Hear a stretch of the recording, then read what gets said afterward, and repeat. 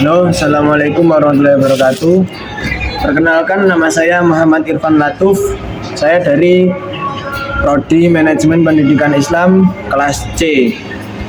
Di sini saya akan menjelaskan pada pertemuan kedua, yaitu kedudukan dan fungsi hadis mata kuliah studi hadis. Saya akan menjelaskan pengertian hadis. Pengertian hadis secara etimologi, yaitu studi atau kajian atau penelitian secara mendalam, yaitu sesuatu yang baru, berita atau perkataan. Dalam istilah Islam, al-hadis adalah segala perkataan, perbuatan, persetujuan, dan sifat Nabi Muhammad. Selanjutnya yaitu kedudukan hadis. Hadis sebagai sumber hukum Islam kedua setelah Al-Quran. Terus sebagai penjelas mubayyin dari isi Al-Quran.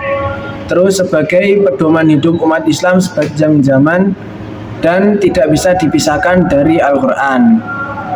Selanjutnya saya akan menjelaskan fungsi-fungsi hadis. Fungsi hadis yang pertama yaitu sebagai penguat atau takhrir. Hadis menegaskan kembali hukum-hukum yang telah ada dalam Al-Quran. Yang kedua sebagai penjelas, yaitu tafsir, yaitu banyak ayat Al-Quran yang bersifat global. Hadis berfungsi memperinci ayat tersebut. Yang ketiga yaitu sebagai pembatas.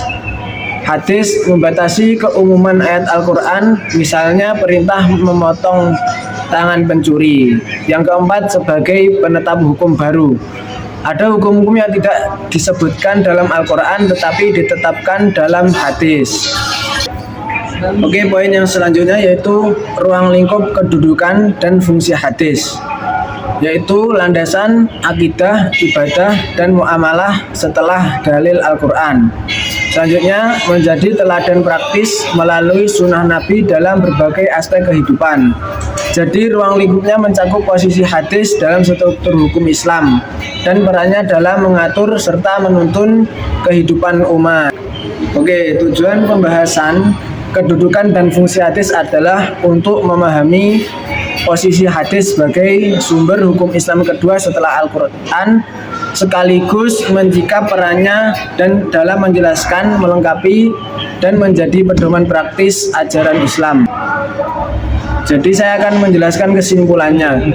Kesimpulannya, hadis memiliki kedudukan sebagai sumber hukum Islam kedua setelah Al-Quran dan berfungsi menjelaskan, merinci, menguatkan, membatasi, bahkan menetapkan hukum baru yang tidak disebutkan dalam Al-Quran. Oke, sekian presentasi dari saya. Wassalamualaikum warahmatullahi wabarakatuh.